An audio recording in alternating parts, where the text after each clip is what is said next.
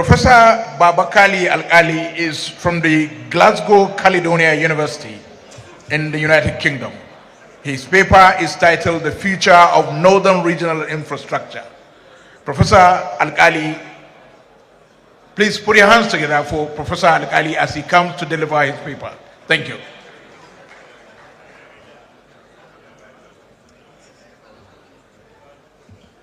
Yeah, thank you very much.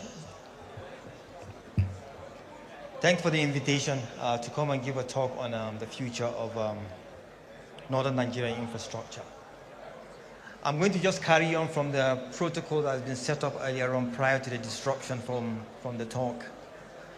So an overview of my presentation would be, I will start by talking about the energy scene in the north. Then move on to talk about the aspect that had to do with the Northern Railway and road infrastructure. Then agricultural prospects, and information associated with the waste and water. Then I'll round up by conclusions of my talk. Next slide. The preambles of what I'll be talking about today. Next slide, please. Next slide. So the preambles of what I'll be talking about today, the aspect of energy is a major concern in the north. And also there's actually a shift to try and see how the aspect of off-grid and mini-grid can actually be implemented as part of the energy mix. And also at the same time, the railway infrastructure is dilapidated. And also there's actually a need to try and see how that can actually be expanded. Also, the Kaduna expansion is advancing at the moment, and also the Kano-Kaduna is still progressing all the way down to Maradi in Katsina State. So I will say a little bit about that, and the aspect associated to waste recycling projects within the north, the aspect that has to be associated with waste to energy, and also water sanitation and hygiene, which is very, very important as part of the infrastructure in the north, and also at the same time can actually prevent the outbreak of diseases. Next slide, please. So the Nigerian national power grid suffers a frequent system collapse and also causing a widespread of blackouts. Over the past 10 years, since from 2010, actually there has been around over 200 blackouts. However, the trend has actually shown that the reduction in the number of blackouts and collapse of the national grid was as a result of the upgrade of the infrastructure, which is actually one of the major things that have to do with Nigeria. And also, electricity supply remains unreliable. And also around 43% of the population are lacking access to grid-connected power. So, which is actually a major concern, especially in the north. And also at the same time, the power outages contributes to significantly on the economic losses. When you actually look at the figures, each 1% increase in outage can actually reduce the GDP by approximately around 3%. And also at the same time, the generator fuel in Nigeria as a whole exceeding to around $23 billion annually. Next slide. So one of the main important aspects that had to do with the north, in terms of the north must actually act immediately and strategically for a reliable power future. So as I said earlier on, the move to the mini grid is actually very important. The national grid failure are actually a major barrier to development in the northern region, and we have to try and see what can actually be done to put that in place. So solving the crisis requires a multifaceted, long-term approach, which I will be outlining later on, with proper investments.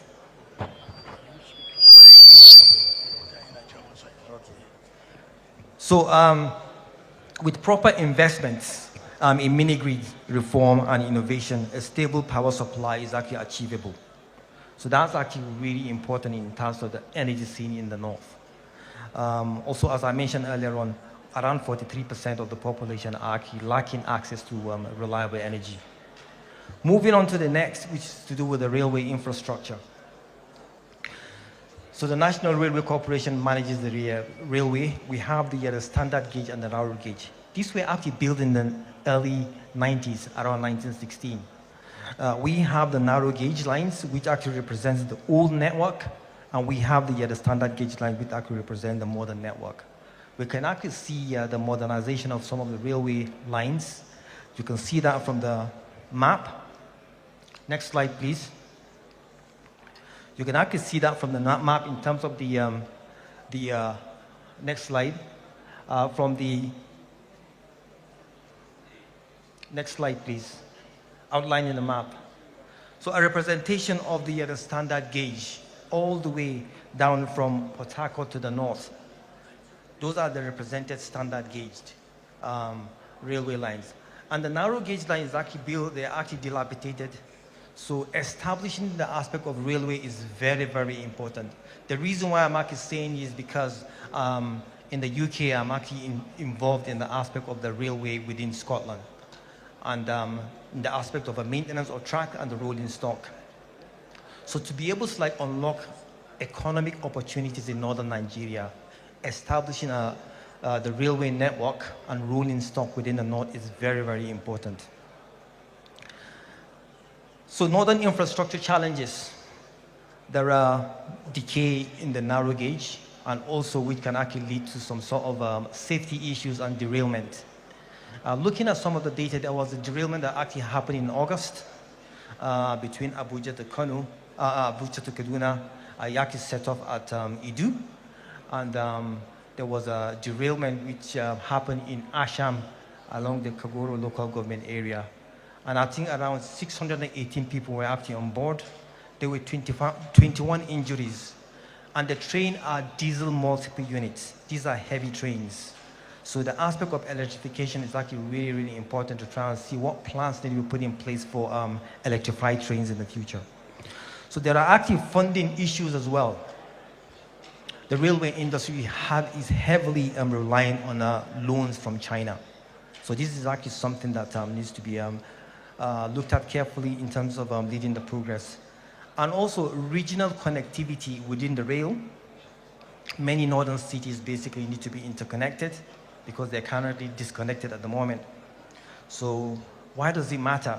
It really matters because try and see how you can actually link the northern corridors to try and establish the aspect that had to do with the economic development.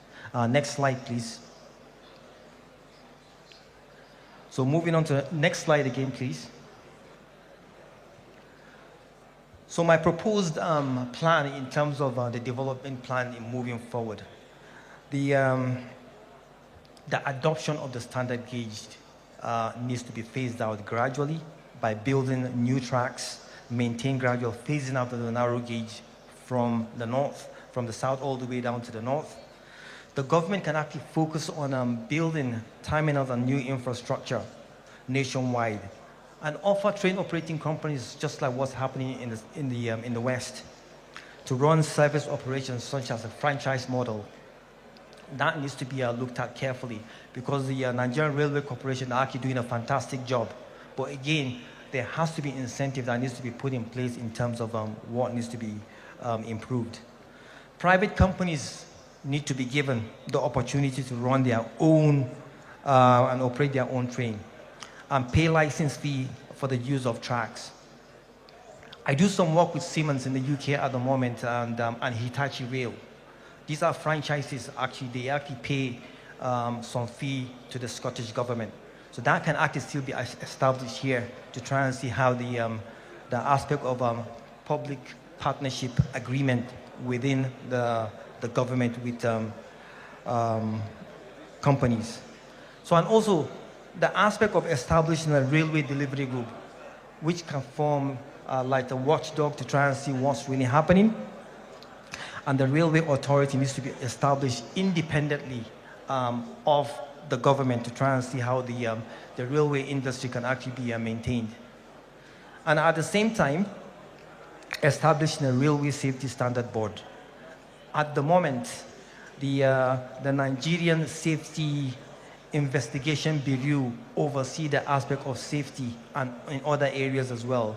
But again, establishing a railway safety standard board as a separate entity can still report to the NSIB to ensure you've got the aspect of safety within the railway network in the north.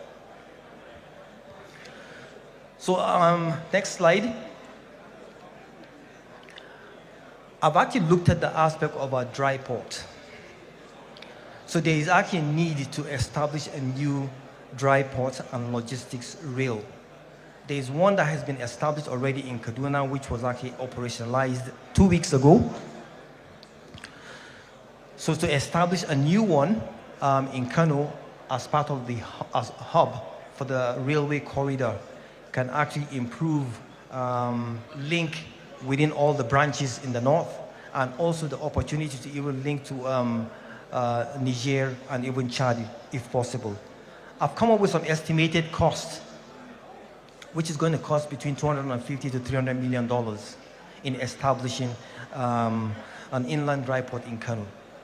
Already that can actually complement the existing dry port in Kaduna.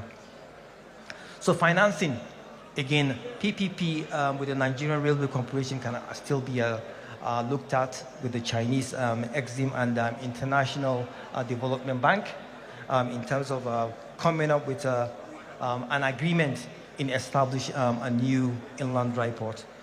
And that can actually impact on the overall population within setting up Kano as a regional trading hub, and also at the same time create approximately around maybe 15,000 jobs. So Northern Nigerian Road, it complements the aspect that had to do with the railway.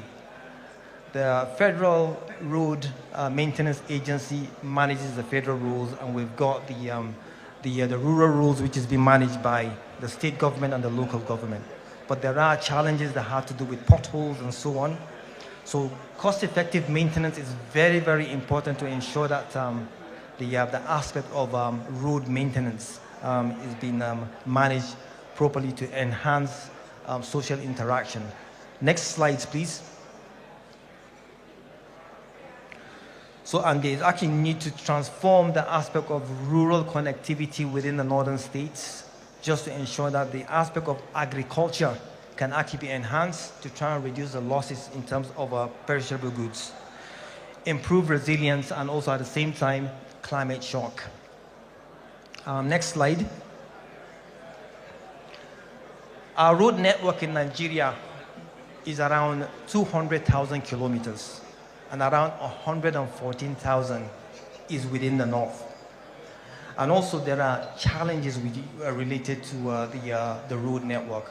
However, there has been quite a lot of development in terms of fixing new roads, rural roads by state government. Next slide.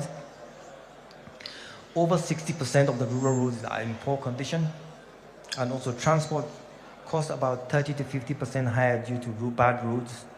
At the same time, up to 40% post-harvest loss for perishable goods. And at the same time, you've got flood and erosion, which is actually causing problems of destroying some of the rural roads in the north. Bad roads cost motorists in Nigeria around $150 billion in the maintenance cost, which is actually a staggering number that needs to be considered in establishing the aspect of road maintenance. Next slide. So investment opportunity over a 5-year period, that's more of a short term. Road rehabilitation of around 1,000 kilometers will actually cost around $60 million. And you've got the upgraded rural roads, which can be actually looked at by the state and the local government, how to do with the around 500 million, which costs around $50 million. Drainage and flood prevention, that can actually be done. We've got the manpower within Nigeria in the north to do that. And storage hub and maintenance, which is actually key in terms of looking at all the potholes and going forward. So the total cost about $165 million in the first phase of establishing the aspect of our road maintenance within the north. So there are World Bank grants and also African development grants that can actually be looked at in cooperation with the state governments, private contractors for operation and maintenance, and also climate funds for resilient design. Next slide. What are the main benefits and why we invest now? To align the Nigerian food security and diversification agenda, which aligns well the United Nations Sustainable Goals on the aspect of food security. De-risking agricultural investment is fragile in the northern states. We've seen quite a lot happening in Nasarawa state and Zamfara state in terms of agriculture. Leveraging blended finance scalable model for replication nationwide can actually be looked at as well. Next slide. Agricultural prospect. That will actually be discussed in the next section. Northern, as mentioned earlier on by the Executive Governor of Nasarawa State and also the representative of the President, will remain agricultural central, national food security, and employment opportunity within the North. However, agriculture in Nigeria is being impacted by flood, erosions, and also bad irrigation processes in place. So there are opportunities in terms of public-private finance provision to try and see how that can actually be established in going forward. So agricultural infrastructure investments, small, medium-term irrigation and groundwater powered scheme, very important in terms of looking at the aspect of producing agricultural products. Rural road and market access, again, very important to reduce transport costs, lower spoilage of perishable goods, and expand market reach. Cold chain and agro-processing hubs, again, that's another area that needs to be focused on in terms of the investment in going forward. Off-grid, mini-grid energy for irrigation, cold storage, and processing will actually enable the aspect of moving forward. Next slide. So the last bit here, next slide. Water management and flood control infrastructure needs to be put in place in terms of investment priorities in going forward. So those are really, really important aspects that have to do with agriculture. Next slide. Is the aspect of waste. I know there has been problems that have to do with waste management. And there's a project I've been working on in the UK in terms of a waste gasification plant. That's completely non-existent here in the north and Nigeria as a whole. So rapid urbanization and development has actually led to the outpacing of the waste collection process in the north. Informal sectors such as the waste pickers are not regularized properly, so it has to be integrated properly. Lack of sanitary landfill as well is something that needs to be looked at carefully. Why does it matter? Poor waste management causes health hazard, blocked drainages, so that needs to be looked at carefully. And establishing waste gasification plant can actually complement the aspect of energy generation in the north. Next slide.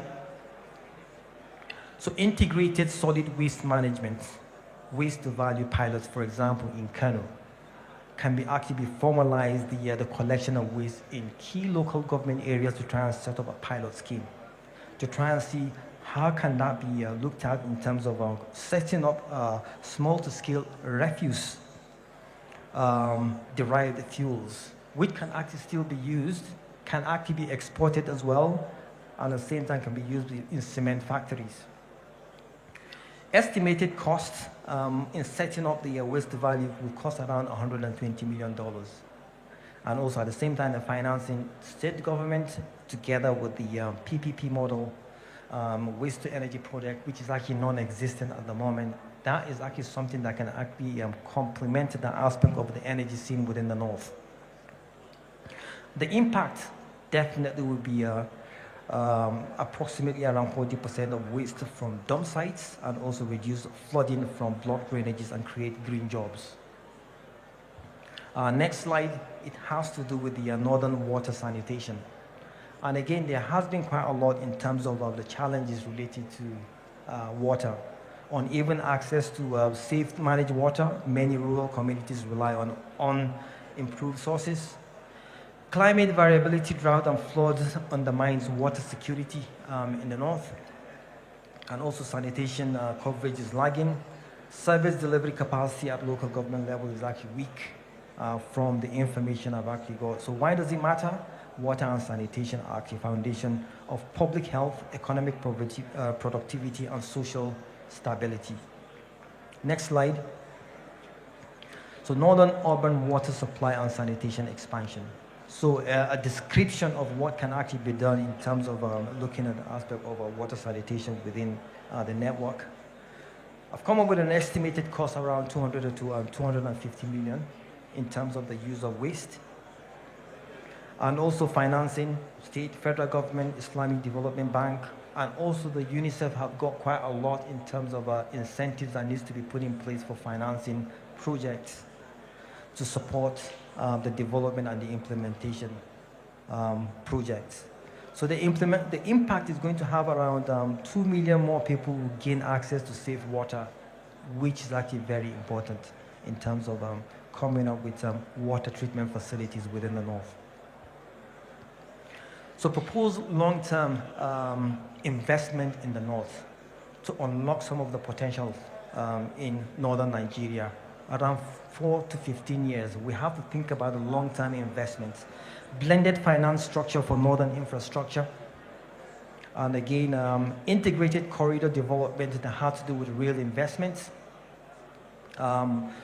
Scale waste to value and recycling had to do with the recycling projects, with setting up a gasification plant, and also build municipal capacity and data system in terms of collecting data records that needs to be put in together in going forward. Next slide. So in conclusion, next slide.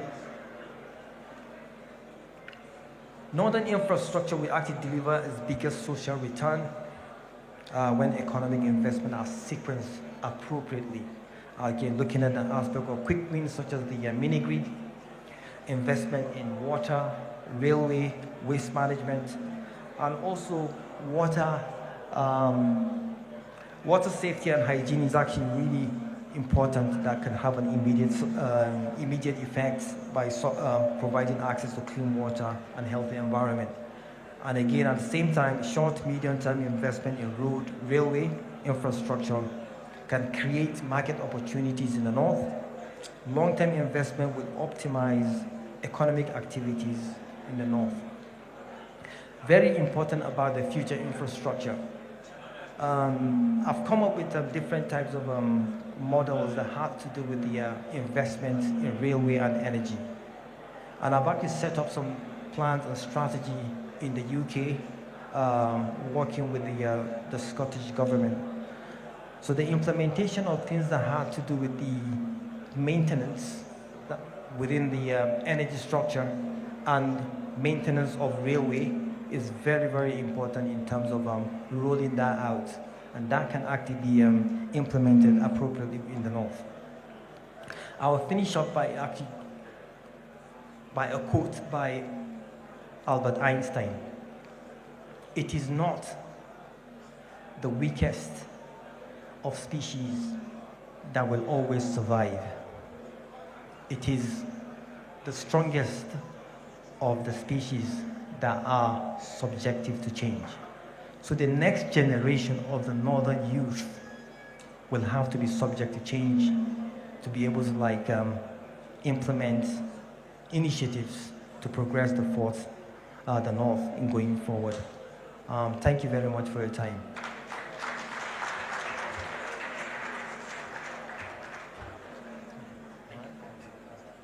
Please put your hands together again for Professor Babakalli Alkali from Glasgow Caledonian University at the United Kingdom, I beg your pardon.